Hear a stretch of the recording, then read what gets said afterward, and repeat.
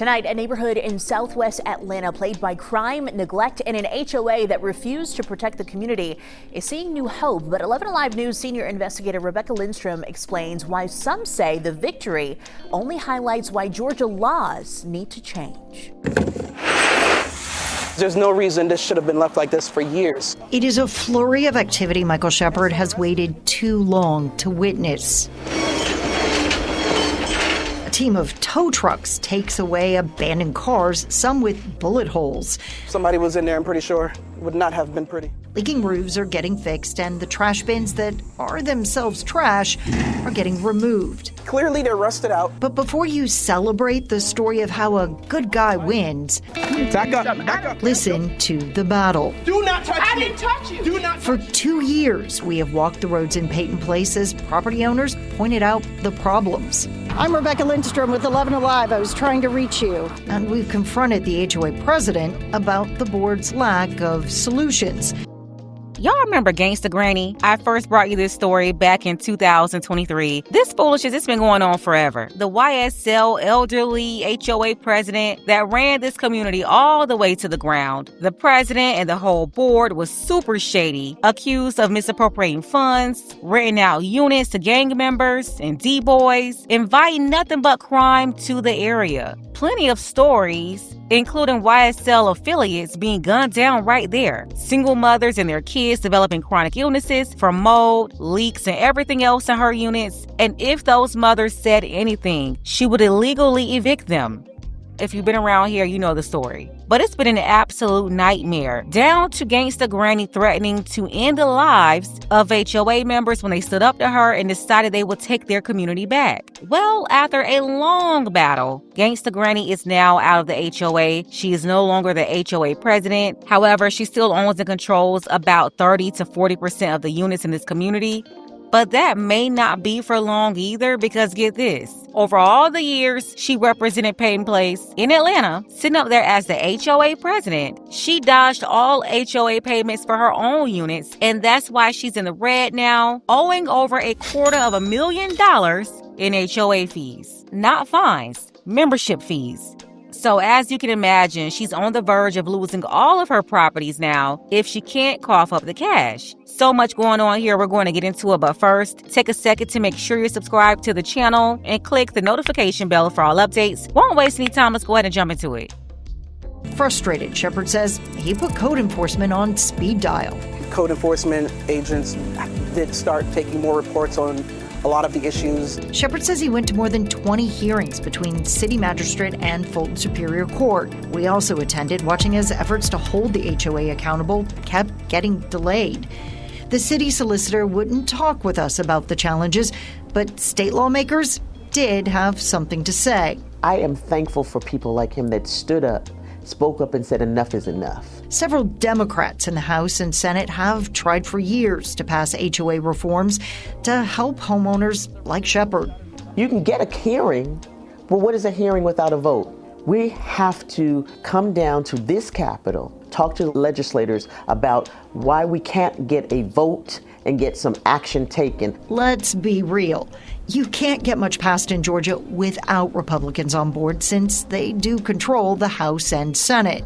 Does that make a difference? Absolutely. I mean, that's, yes. I mean, I'm not going to lie about that. Senator Matt Brass admits the issue wasn't on his radar until about a year ago when a homeowner in his district begged for help. When I realized it was a problem in my backyard, I wanted to fix it. Senator Brass has since introduced a bill to create an administrative hearing process so homeowners can hold their HOA accountable. There's going to be a panel that decides who's right and who's wrong. But right now, court is the only option. And for Shepard, that cost him more than $30,000. Unfortunately for the old corrupt HOA, I had the time, the willpower, and the resources. Now that Shepard has been able to gain control of the board, there is a payment portal, and nearly half of the unit owners are in collections. I'm not even concerned with their excuses. I'm concerned with the path forward, and that begins today. Yes, half of the owners are in collections. Gangsta Granny, she's got the biggest bill though. How do you owe $250,000 in HOA fees because you failed to pay for years? And listen, she intentionally tried to force everybody into delinquency so she could use that as leverage against the other members.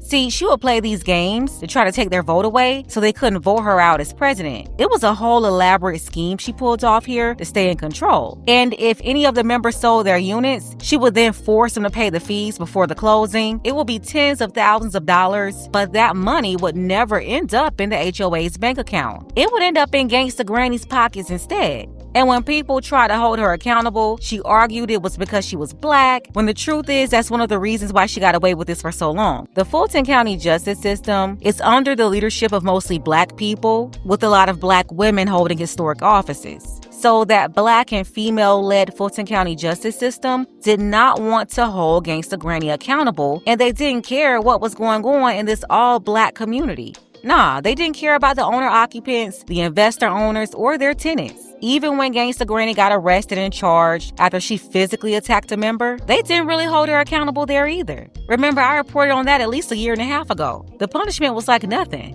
So yeah, they allowed this to go on for years. One man's $30,000 fight with its HOA in Southwest Atlanta is leading to big changes in that community. Senior investigator Rebecca Lindstrom says it's one more example of why so many feel Georgia's laws need to change. Rebecca, good morning to you, first of all. Good morning. What's happening at Peyton Place? We have followed efforts to clean up this community for nearly 2 years. Hard to believe it has been that long.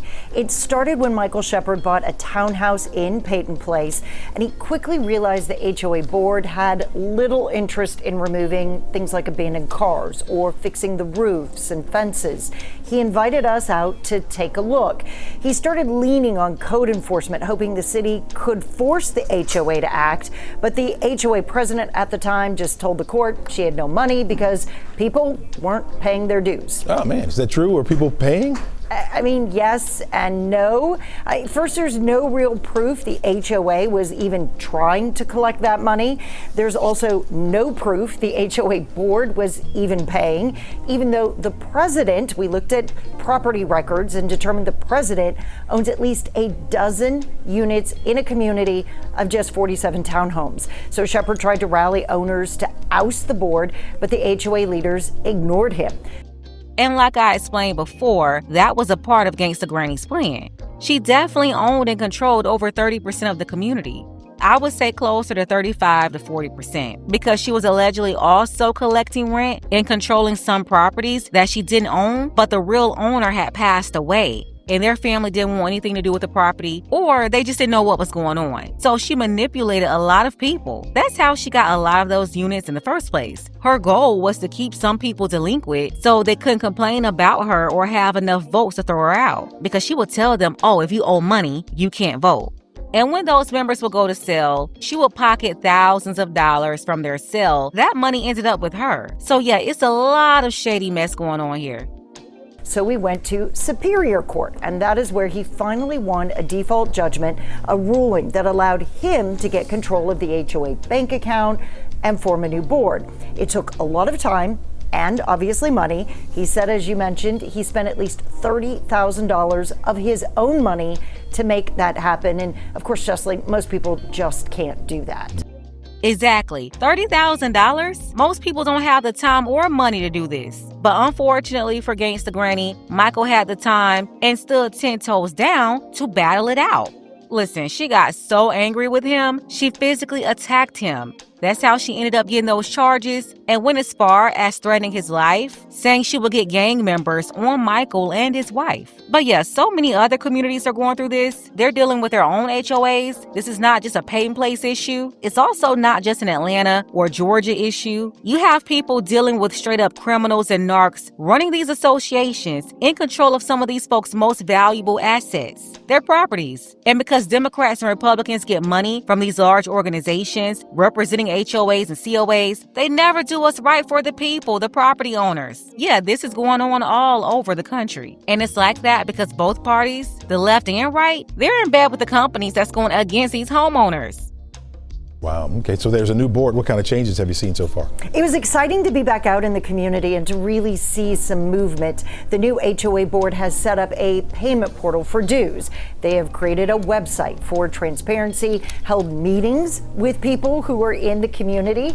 They have removed broken trash bins that have been in the parking lot and just sort of created a landfill type existence in the parking lot itself. They have started fixing leaky roofs, but removing those abandoned cars like you saw there. But one old problem does remain, and that is you still need money to make the repairs. So now, as they have started to really enforce this, about half of the units are in collections. Shepard says he's willing to work with them to set up a payment plan. And, I might have missed the nuance, but they did need to realize there is a functioning HOA board and they want to get the community fixed up. So right around the corner we found is a apartment complex. It was a troubled apartment complex. It's now being demolished to make way for new affordable housing. There is a wave of change right now throughout the city. And then even on this side of town, right around the corner, you have homes that are going for $500,000, $600,000, and it looks like you are a million miles away. It looked like you went through a portal. Hopefully you guys can get footage of that, and that's changing, and I want this community to be a part of that change. Wow, Rebecca, it sounds like it just goes beyond just one community's problem. Are lawmakers paying attention to this? We have been begging lawmakers, really, to pay attention to this issue. And there have been people like State Representative Kim Schofield. She told me she hears from families every single week who are losing their homes because of HOA issues, or at least in some type of battle. She has been working on reform since 2022, but the bills have gone nowhere. Part of the problem, she is a Democrat, along with others who have been really vocal on this issue. And it is the Republicans, as we know, that hold the majority in both the state house and Senate. So that is why this year there is some renewed hope. And she's obviously leaning to the left, because throughout this report, they keep trying to make it seem like the left is trying to do everything they can, but they can't get anywhere because of the right. Listen, that's a lie. Both parties in Georgia and all across the country, they're in bed with these organizations representing the HOAs. Millions of dollars are going through their pockets. They're taking money and support from these people to ignore residents. That's all of them. Not just the Democrats, not just the Republicans. This is one bipartisan issue right here. There's no debate. They're all on the same team. Yeah, they're all doing this together, destroying the lives of many homeowners under these HOAs. And no, not all HOAs, but you don't need all to recognize the destructive impact on people losing their homes over foolishness. And the people behind these organizations, they're allowed to do this to them, and they are not being prosecuted.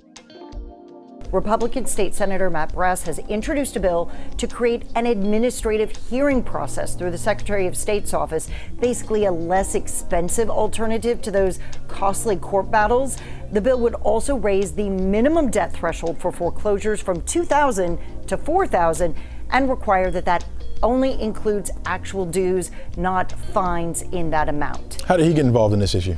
Well, I love this. It was the good old-fashioned community involvement. A homeowner reached out, he met to hear the story, and then he decided that something really did need to change. And that echoes what all of the lawmakers I have been talking with on this issue say. You need to reach out to your representatives. You need to make this personal to them as well. All right, so what happens next? Senator Brass, he's going to be holding hearings this fall to research his ideas. We're going to hear from the Secretary of State's office to hear how they feel these administrative hearings can fall into place. And again, reach out to your lawmakers if you've been impacted. It does sound like they're the ones that are going to have to vote on this, so they need to hear from you.